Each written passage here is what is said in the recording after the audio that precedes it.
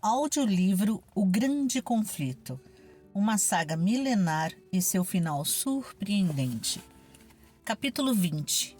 O Movimento. A primeira mensagem angélica de Apocalipse 14 prediz um grande despertamento religioso.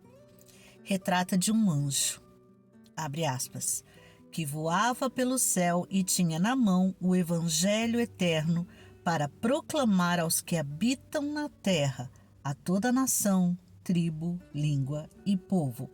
Fecha aspas. Entre aspas, em alta voz. Ele proclama. Abre aspas. Temam a Deus e glorifiquem-no, pois chegou a hora do seu juízo. Adorem aquele que fez os céus, a terra, o mar e as fontes das águas. Fecha aspas. Está em Apocalipse, capítulo 14, versículos 6 e versículo 7. Um anjo representa tanto o caráter elevado da obra que a mensagem realizaria como o poder e a glória que a acompanhariam. O voo do anjo, entre aspas, pelo céu, entre aspas, alta voz, e o fato de ir, abre aspas, a toda nação, tribo, língua e povo, fecha aspas, mostram o alcance rápido e mundial do movimento.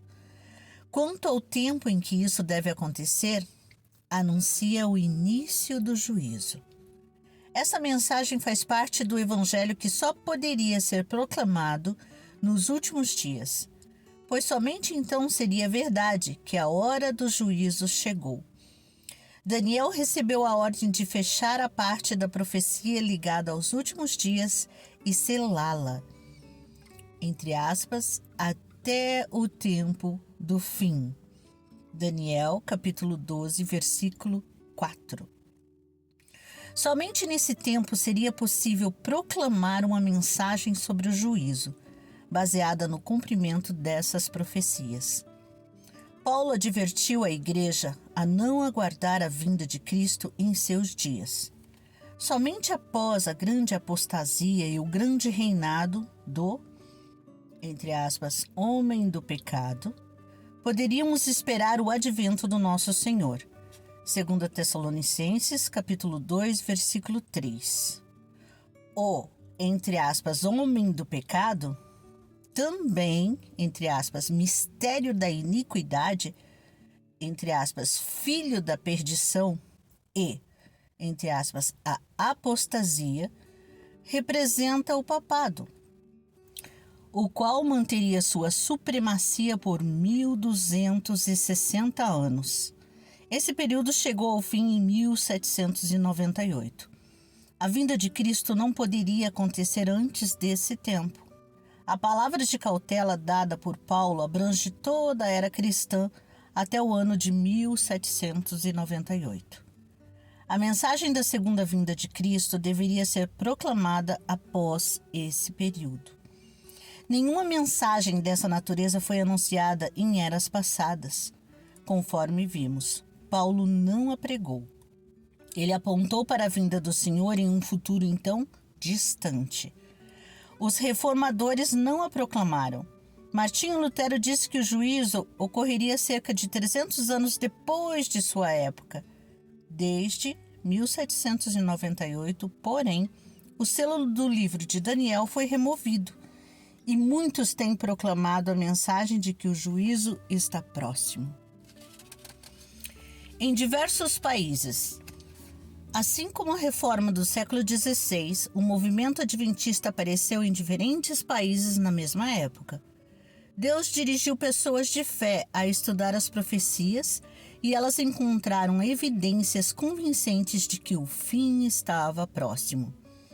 Grupos isolados de cristãos chegaram à crença de que a vinda do Salvador estava próxima somente por meio do estudo das Escrituras. 3 anos depois de Miller chegar às suas conclusões acerca das profecias, o doutor Joseph Wolff, entre aspas, um missionário ao mundo, começou a proclamar o breve retorno do Senhor. Alemão, Filho de pais judeus, ele sentiu a convicção, desde muito jovem, de que a religião cristã era verdadeira. Ele ouvia com atenção as conversas na casa de seu pai, nas quais judeus devotos se reuniam para conversar sobre a esperança de seu povo, a glória do Messias vindouro e a restauração de Israel. Certo dia, ao ouvir menção a Jesus de Nazaré, o menino perguntou quem ele era. Entre aspas, um judeu de enorme talento. Foi a resposta do pai. Abre aspas. Mas, por fingir ser o Messias, o tribunal judaico o sentenciou à morte. Fecha aspas. O garoto perguntou, abre aspas, por que Jerusalém está destruída e nós estamos em cativeiro? Fecha aspas. Entre aspas, ai, ai, respondeu o pai. Abre aspas, porque os judeus mataram os profetas. Fecha aspas. Imediatamente veio à mente do menino o pensamento. Abre aspas. Talvez Jesus também tenha sido um profeta. E os judeus o mataram, embora fosse inocente. Fecha aspas. Embora fosse proibido de entrar em igrejas cristãs com frequência, ele ficava ao lado de fora para ouvir as pregações. Quando tinha apenas 7 anos de idade, o menino estava se gabando para um vizinho cristão do triunfo futuro de Israel, na ocasião em que o Messias viesse. O velhinho disse com bondade, abre aspas, caro menino, eu vou lhe contar quem foi o verdadeiro Messias. Foi Jesus de Nazaré, a quem seus antepassados crucificaram. Vá para casa e leia o capítulo 53 de Isaías, e você se convencerá de que Jesus Cristo é o Filho de Deus. Fecha aspas. Ele foi para casa e leu a passagem bíblica. Ficou surpreso ao ver como esta havia se cumprido com perfeição em Jesus de Nazaré. As palavras daquele cristão seriam verdadeiras? O garoto pediu ao pai uma explicação para aquela profecia, mas a resposta foi um silêncio tão severo que ele nunca mais ousou se referir ao assunto. Quando tinha apenas 11 anos de idade, saiu de casa para estudar, escolher sua religião e seu ofício. Sozinho e sem dinheiro, precisava se virar por conta própria. Estudava com afinco, sustentando-se por meio de aulas de hebraico. Ele aceitou a fé católica e foi continuar seus estudos no Colégio da Propagação da Fé em Roma. Ali, atacou abertamente os abusos da igreja e apelou por uma reforma. Depois de um tempo, foi mandado embora de Roma. Ficou claro que ele nunca se sujeitaria ao domínio católico romano. Seguiu para a Inglaterra e se uniu à Igreja Anglicana. Após 2 anos de estudo, em 1821 foi enviado em sua missão. Wolff entendeu que as profecias apontavam para a segunda vinda de Cristo com poder e glória. Enquanto tentava conduzir seu povo a Jesus de Nazaré, o Messias prometido, e mostrar a eles que sua primeira vinda, além de representar o sacrifício pelo pecado, também lhes ensinava sobre a segunda vinda. Wolff acreditava que a vinda do Senhor estava muito próxima. Sua interpretação dos períodos proféticos identificavam o acontecimento com poucos anos de diferença na predição de Miller. Abre aspas. O Senhor não nos deixou os sinais dos tempos para que conhecêssemos pelo menos a aproximação de sua vinda. Assim como sabemos que o verão se aproxima pelas folhas da figueira, saberemos o suficiente pelos sinais dos tempos para nos convencer a nos preparar para seu retorno, assim como Noé preparou a arca. Fecha aspas. Contra as interpretações populares. Acerca do sistema popular de interpretação das Escrituras, Wolff escreveu, abre aspas, A maior parte da igreja cristã se afastou do sentido claro das Escrituras e supõe que onde se lê judeus, deve-se ler gentios, e onde se lê Jerusalém, deve-se interpretar igreja, e se está escrito terra significa céu, e sobre a vinda do Senhor compreende-se o progresso de suas sociedades missionárias, e subir ao monte da casa do Senhor quer dizer uma grande reunião dos metodistas, fecha aspas. De 1821 a 1845, Wolff viajou para o Egito, Etiópia, Palestina, Síria, Pérsia, Búcara, Índia e Estados Unidos. O poder da palavra. O Dr. Wolff viajou pelos países mais desprovidos de civilização sem proteção alguma, suportando dificuldades e cercado por perigos incontáveis. Passou fome, foi vendido como escravo, foi 3 vezes condenado à morte, sofreu ataques de ladrões e houve ocasiões em que quase morreu de sede. Certa vez, foi destituído de todas as suas posses e precisou viajar centenas de quilômetros a pé pelas montanhas, com a neve assolando seu rosto e os pés descalços amortecidos pelo chão congelado.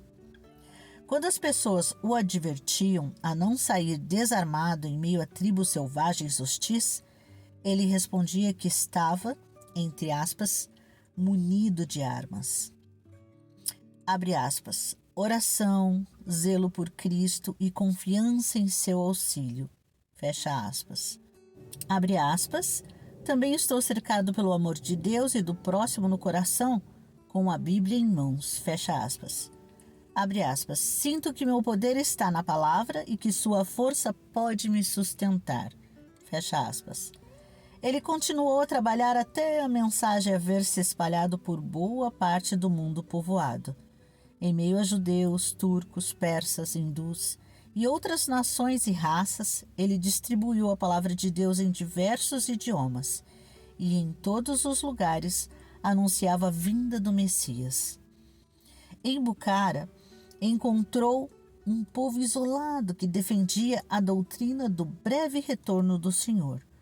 Os árabes do Iêmen, contou, abre aspas, possuem um livro chamado Sira, o qual prediz a segunda vinda de Cristo e seu reinado em glória. Eles esperam que acontecimentos grandiosos ocorram no ano de 1840. Fecha aspas. Abre aspas. Encontrei filhos de Israel da tribo de Dan que esperam, com os filhos de Recabe, a chegada iminente do Messias nas nuvens do céu. Fecha aspas. Outro missionário encontrou uma crença semelhante na Tartária, região da Europa Oriental. Um sacerdote tártaro lhe perguntou quando Cristo viria pela segunda vez. Quando o missionário respondeu que não sabia nada a esse respeito, o padre pareceu surpreso ao encontrar tamanha ignorância em um professor da Bíblia. Afirmou que, de acordo com suas crenças baseadas nas profecias, Cristo voltaria por volta de 1844. Na Inglaterra. Já em 1826, a mensagem do Advento começou a ser pregada na Inglaterra. De modo geral, ela não envolvia o ensino do tempo exato do retorno de Jesus. Mesmo assim, a verdade do breve retorno de Cristo em poder e glória era proclamada por toda parte. Um escritor inglês afirmou que cerca de 700 ministros da Igreja Anglicana estavam pregando, entre aspas, esse Evangelho do Reino. A Grã-Bretanha recebeu uma mensagem apontando para o ano de 1844 como o momento da volta do Senhor também. Publicações adventistas dos Estados Unidos tiveram ampla circulação. Em 1842, Robert Winter, inglês que havia aceitado a fé adventista no continente americano, retornou para seu país natal a fim de espalhar as novas do retorno do Senhor. muitos se uniram a ele na obra em várias partes da Inglaterra. Na América do Sul, Lacunza, jesuíta da Espanha, aceitou a verdade do breve retorno de Cristo. Na tentativa de evitar a condenação de Roma, ele publicou sua versão sob o pseudônimo de Rabino Ben Ezra, que afirmava ser um judeu convertido.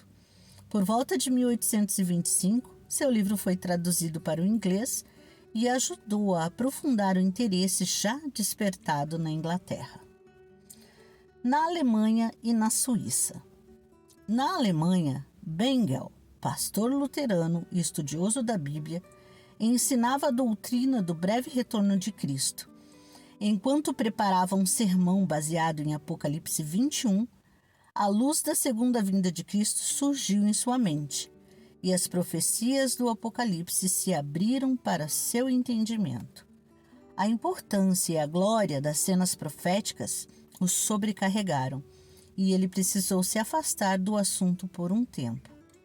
No púlpito, a lembrança veio à tona vividamente. A partir de então, ele se dedicou ao estudo das profecias e logo passou a crer que a volta de Cristo estava próxima. A data que marcou para o tempo do segundo advento diferia em poucos anos da que Miller defendeu mais tarde. Os escritos de Bengel se espalharam em seu estado, Württemberg, e em outras partes da Alemanha. Os alemães ouviram a mensagem do advento na mesma época em que ela atraía a atenção em outras terras. Em Genebra, na Suíça, Gaussen pregou o segundo advento. Quando iniciou o ministério, sentia-se inclinado a duvidar.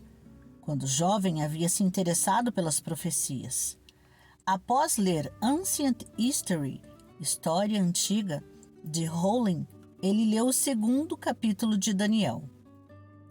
Ficou perplexo ao perceber como as profecias haviam se cumprido com exatidão. Aquele era um indício de que as escrituras de fato eram inspiradas. Ele não poderia continuar se satisfazendo com o racionalismo e, ao estudar a Bíblia, encontrou uma fé sólida. Ele passou a crer que a vinda do Senhor estava próxima. Impressionado com a importância dessa verdade, sentiu o desejo de apresentá-la ao povo. No entanto, a crença popular de que ninguém era capaz de compreender as profecias de Daniel consistia em um grave obstáculo. Assim como Farel fizera antes dele ao evangelizar em Genebra, finalmente decidiu começar com as crianças, na esperança de interessar os pais por meio delas. Contou, abre aspas, reúno um público de crianças. Seu grupo cresce e vejo que elas ouvem, se agradam e se interessam, que entendem e explicam o assunto. Com certeza terei um segundo grupo em breve. E dentro de pouco tempo os adultos veem que vale a pena dedicar tempo para se assentar e estudar. Quando isso acontece, a causa vence. Fecha aspas. Quando falava às crianças, pessoas mais velhas vinham para ouvir. Os assentos de sua igreja ficavam cheios de ouvintes, pessoas de posição e conhecimento, bem como de estrangeiros e desconhecidos que visitavam Genebra. Por sua vez, eles levavam a mensagem a outras partes. Incentivado por isso, Gaussen publicou suas lições com a esperança de promover o estudo dos livros proféticos. Posteriormente, tornou-se professor na Faculdade de Teologia, mas, aos domingos, continuava sua obra de falar às crianças e instruí-las nas Escrituras. De sua cátedra professoral, por meio da imprensa e como mestre dos pequeninos, por muitos anos ele atuou como um instrumento para chamar a atenção do povo às profecias, que mostravam a proximidade da vinda do Senhor. Crianças na Escandinávia. A mensagem do Advento também foi proclamada na Escandinávia. Despertou muitas pessoas a confessar e abandonar seus pecados, pedindo perdão em nome de Cristo. Contudo, O clero da igreja estatal se opôs ao movimento e alguns dos que pregavam a mensagem foram lançados na prisão. Em muitos lugares onde os oficiais silenciaram os pregadores do breve retorno do Senhor, Deus proclamou a mensagem por meio de criancinhas. Como eram menores de idade, o Estado não podia detê-las e tinham permissão de falar sem interferência. Nos lares simples dos trabalhadores, as pessoas se reuniam para ouvir a advertência. Alguns dos pregadores infantis não tinham mais do que 6 ou 8 anos de idade. Embora sua vida demonstrasse que amavam o Salvador, normalmente manifestavam apenas a inteligência e capacidade que as crianças de sua idade costumam ter. Entretanto, quando se levantavam diante das pessoas, uma influência além de seus dons naturais as movia. Seu tom de voz e postura mudavam e com poder solene davam o alerta do juízo.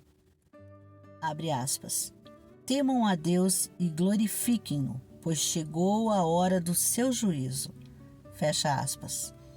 As pessoas ouviam com tremor o Espírito de Deus falar aos corações. Muitos começaram a sondar as Escrituras. Bêbados e imorais mudavam de vida. Ocorreu uma mudança tão notável que até os pastores da igreja estatal precisaram admitir que a mão de Deus estava no movimento. Era da vontade de Deus anunciar as novas da vinda do Salvador na Escandinávia, e ele colocou o seu espírito em crianças para cumprir a obra. Quando Jesus se aproximou de Jerusalém, as pessoas, intimidadas pelos sacerdotes e governantes, cessaram a alegre proclamação ao adentrarem as portas da cidade. Mas as crianças no pátio do templo aprenderam o refrão e bradaram, entre aspas, Hosana ao filho de Davi.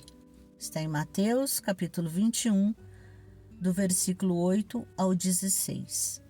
Assim como Deus trabalhou por intermédio de crianças na época do primeiro advento de Cristo, atuou por meio delas ao dar a mensagem de seu segundo advento. A mensagem se espalha. Os Estados Unidos se tornaram o centro do grande movimento adventista. Os escritos de Miller e seus companheiros saíram de lá para chegar a terras distantes, onde quer que houvesse missionários pelo mundo. A mensagem do Evangelho eterno se espalhou por toda parte. Entre aspas, temam a Deus e glorifiquem-no, pois chegou a hora do seu juízo. As profecias que pareciam apontar para a vinda de Cristo na primavera de 1844 chamaram profundamente a atenção das pessoas. Muitos se convenceram de que os argumentos quanto aos períodos proféticos estavam corretos. Sacrificando o orgulho da opinião, aceitavam a verdade com alegria. Alguns ministros deixaram salário e igreja para se unir à proclamação da vinda de Jesus. No entanto, eram poucos os pastores que aceitavam essa mensagem. Por isso Deus a confiou principalmente a leigos humildes. Fazendeiros deixaram os campos, mecânicos suas ferramentas, comerciantes sua mercadoria, profissionais os seus ofícios. Voluntariamente enfrentavam trabalho duro, pobreza e sofrimento a fim de conclamar as pessoas ao arrependimento e à salvação. Milhares aceitaram a mensagem do advento. Simplicidade atrativa. Assim como João Batista, os pregadores miravam o machado na raiz da árvore e apelavam para que todos dessem, entre aspas, fruto que mostre o arrependimento. Mateus, capítulo 3, versículo 8. Em forte contraste com a certeza de paz e segurança proveniente dos púlpitos populares, o testemunho simples das Escrituras levava a convicção que poucos eram capazes de resistir por completo. Muitos se achegaram ao Senhor em arrependimento.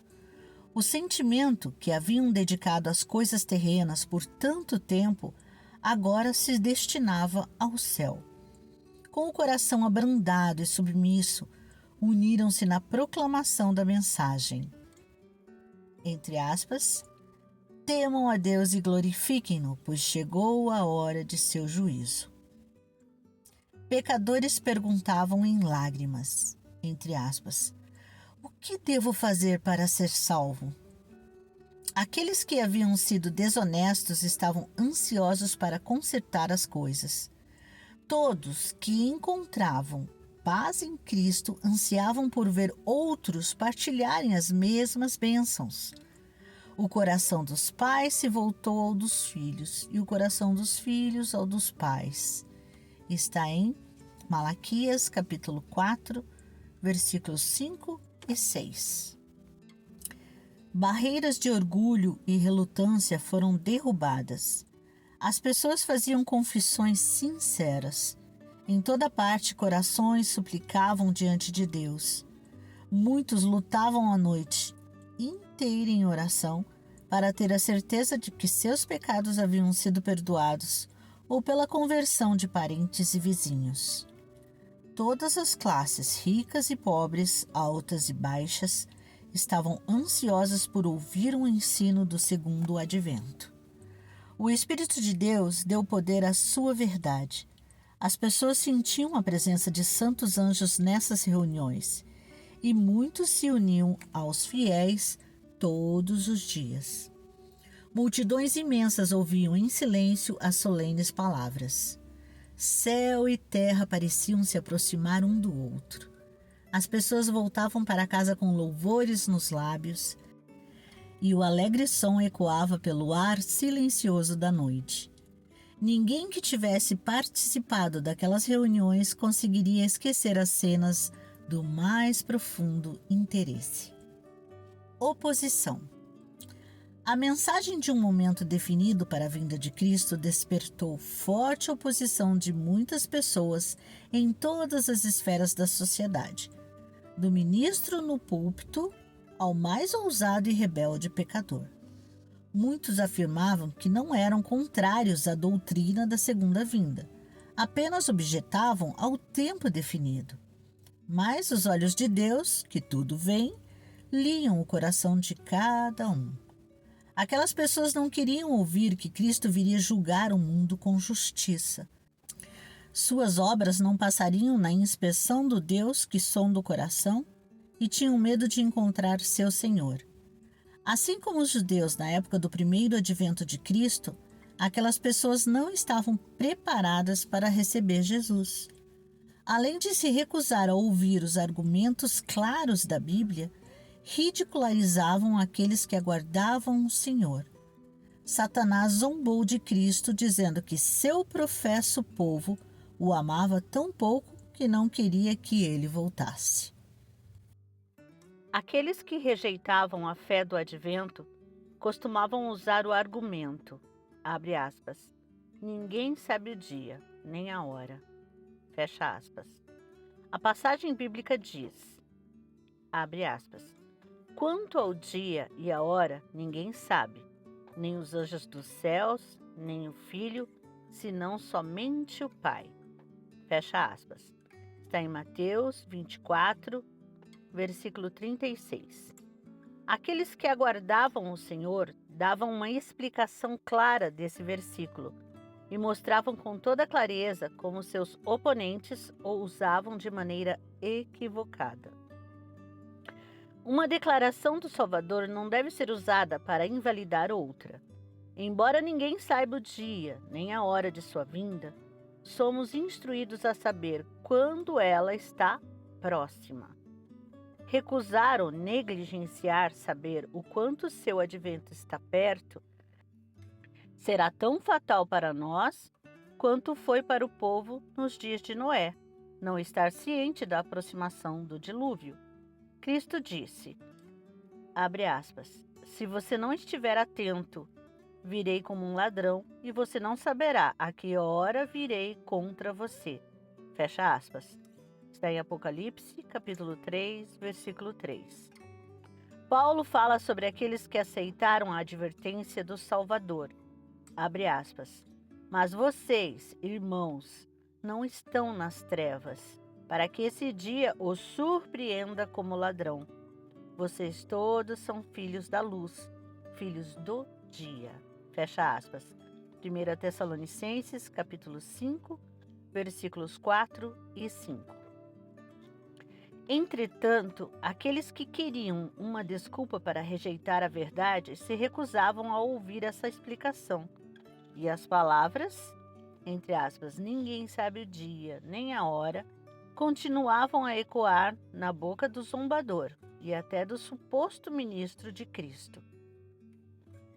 Quando as pessoas começavam a perguntar sobre o caminho da salvação, líderes religiosos se intrometiam entre elas e a verdade, interpretando falsamente a palavra de Deus. Em geral, os mais devotos nas igrejas eram os primeiros a aceitar a mensagem. Onde quer que as pessoas não fossem controladas pelo clero, onde quer que buscassem a palavra de Deus por si mesmas, só precisavam comparar a doutrina do advento com as escrituras para se convencer de sua autoridade divina. Muitos eram desencaminhados por maridos, esposas, pais ou filhos e levados a crer que era pecado até mesmo ouvir as, entre aspas, heresias que os adventistas ensinavam. Deus enviou anjos para vigiar fielmente tais pessoas, pois outra luz brilharia sobre elas de seu trono. Aqueles que haviam aceitado a mensagem aguardavam a vinda de seu Salvador. O momento no qual esperavam encontrá-lo estava quase chegando. Aproximavam-se dessa hora com calma e solenidade. Ninguém que tivesse passado por isso seria capaz de esquecer aquelas horas preciosas de espera. Algumas semanas antes do tempo, a maioria deixou de lado as atividades mundanas. Os cristãos sinceros sondavam cuidadosamente o coração, como se em poucas horas sua vida terrena fosse chegar ao fim. Ninguém preparou, entre aspas, roupas de ascensão, ver apêndice, mas todos sentiram necessidade de encontrar a certeza interna de que estavam prontos para um encontro com o Salvador. Suas vestes brancas eram a pureza de coração, um caráter purificado pelo sangue expiatório de Cristo. Ah, se o povo de Deus ainda demonstrasse a mesma busca de coração e a mesma fé intensa. Deus desejava provar seu povo. Sua mão cobria um erro no cálculo dos períodos proféticos. O momento de expectativa, isto é, que Cristo voltaria na primavera de 1844, passou e Jesus não voltou. Aqueles que aguardavam o Salvador sentiram amargo desapontamento. No entanto, Deus estava provando o coração daqueles que afirmavam estar aguardando sua vinda. Muitos haviam agido por medo. Tais pessoas declararam que nunca tinham acreditado que Cristo viria. Estiveram entre os primeiros a ridicularizar a tristeza dos verdadeiros fiéis.